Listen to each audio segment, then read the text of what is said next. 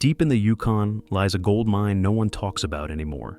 It's been sitting untouched for decades, quiet, forgotten, and left to rot. Most miners wouldn't go near it. Too remote, too uncertain, too much trouble. But Tony BEETS sees something different. Where others walk away, Tony digs in. Because sometimes, the biggest wins are hiding in places no one thinks to look. There was a stretch of ground tucked away in the Yukon that no one had touched in years. An area long dismissed as spent and worthless. But Tony BEETS couldn't shake the feeling that something had been left behind. At a time when gold prices were peaking and fuel costs had dipped just enough to tempt fate, the conditions were too perfect to ignore. Nobody had ever thought to bring an excavator into that forgotten zone. And that fact alone made it stand out. It wasn't just curiosity. It was instinct, sharpened by decades in the field. Tony didn't need certainty. What he had was a gut feeling that the old-timers hadn't cleaned this place out as well as they thought, and that somewhere beneath the layers of gravel and time, something valuable still waited. Let's rewind. Just half a mile from Tony's main operation sat an unremarkable hill, barely noticeable among the rough terrain. But this hill held history. It was one of the first sites in the Klondike to see mechanical mining. Decades ago, miners ran their operations here with the best equipment they had at the time. But that equipment was crude compared to modern standards. They only cleaned out their sluice box once a year, which meant that any fine gold that slipped through was likely lost in the tailings. Massive mounds of gravel and rock, long written off as waste, could actually be hiding forgotten riches. Most dismissed it as a dead end, but Tony saw a pattern. He knew that if even a fraction of that missed gold remained, it could be worth more than anyone expected. And the more he looked at that hillside, the more convinced he became that the old-timers hadn't taken everything. Something was still there, buried, overlooked, and waiting. He brought in Kevin, he brought in the crew, and he brought one important question. What if this isn't just a pile of rocks? The answer wasn't in the stories. It was under the dirt. Tony pointed to the remains of an old wooden sluice buried beneath the hill. 80 years old, maybe more. And still, there it was. A whisper from the past. With no time to waste, he ordered an excavator. Not tomorrow, not next week. Today. As the excavator fired up and its metal arm drove into the ground, the machine tore through compacted layers of tailings, gravel, silt, and rock that hadn't been disturbed in nearly 80 years. This wasn't just digging. It was uncovering the decisions of men long gone, chasing a dream with tools that couldn't catch everything they sought. No one knew for sure whether this ground had been bled dry or whether it still held secrets buried deep within. They panned the first bucket cautiously, not expecting much. But as the water swirled and the sediment washed away, sunlight caught something unmistakable. Flecks of gold, fine as dust, scattered through the dirt.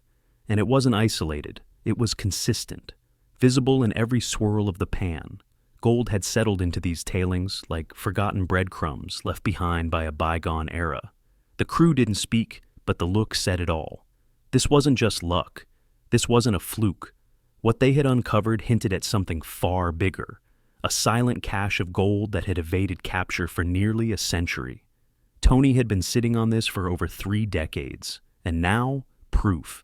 Even Minnie, who usually tempers Tony's wild ideas, had to admit this was something different. Gold in nearly every pan, running straight through the material. That old hill, it wasn't junk. There weren't any leftovers. It was loaded. This was the kind of moment that could turn an entire season around. But one question remained. How much gold is really in there? You don't make big moves based on gold dust alone. Tony needed real numbers, real proof. So he cranked up the Kiwi plant, a high-efficiency wash system that could handle serious pay dirt. Monica jumped on the loader, feeding 100-yard loads. Desiree kept the tailings flowing. Everything was rolling until it wasn't.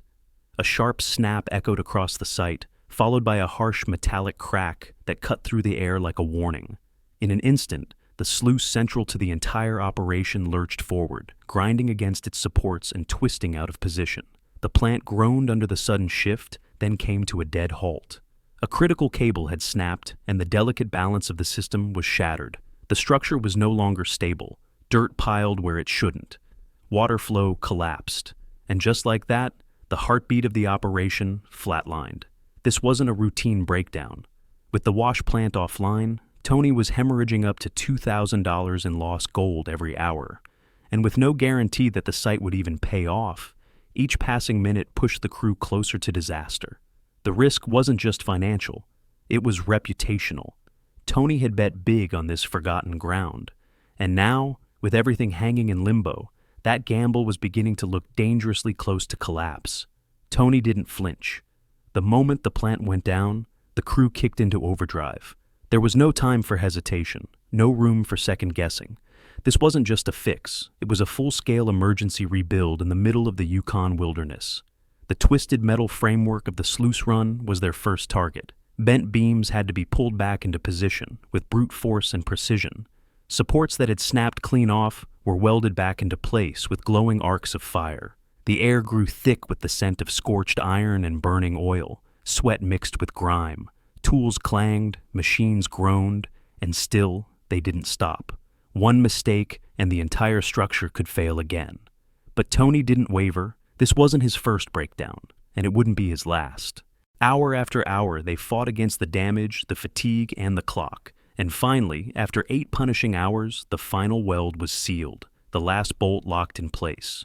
The plant stood ready, battered but rebuilt, just in time to find out if this entire gamble would actually pay off. The engines roared back to life, shaking off the silence that had lingered during the repair. The flow resumed, and with it came the weight, the kind that stretches time thin and makes every second feel heavier than the last. This was it. The rebuilt plant was running, the tailings were moving, and now everything hinged on what came out the other side. Tony watched closely, arms crossed, eyes fixed. Nothing in mining is guaranteed, but he'd gambled hard on this forgotten stretch of land. Now it was time to see if it had been worth it. 4 hours passed as the plant worked steadily, feeding the sluice with the same gravel that had sat untouched for nearly a century. No one rushed, no one guessed. When it was finally time to weigh the gold, the crew gathered around in tense silence. The air was thick with anticipation. The first results came in, 1.6 ounces, then 2.5, and then, climbing steadily, the final weight settled at 4.2 ounces of gold, $7,400 worth pulled from what everyone else had called waste. Tony's hunch hadn't just worked, it had revealed something far bigger. This wasn't just a decent recovery.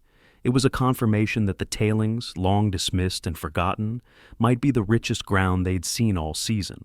They were performing better than the current hill they'd been mining all season. Suddenly, what had started as a gamble looked more like a gold mine revival, an entire treasure trove just sitting there waiting. And Tony? He was all in. The old-timers had walked away from this place. They didn't know what they'd missed. They didn't have the tools. They didn't have the tech. But Tony BEETS, he had it all. And he had the guts to go back where everyone else had given up. Most miners wouldn't even look twice at a pile of tailings. Tony? He looked 3 times, because sometimes the gold isn't where it's supposed to be. It's where nobody thought to look. Is this the end of the story? Not even close. With results like this, Tony's only just scratched the surface. What else is hiding in the dirt? What other secrets did the old miners leave behind? Only one way to find out. Keep digging. Because in the Yukon, gold doesn't just disappear, it waits. And Tony BEETS, he's coming for every last ounce.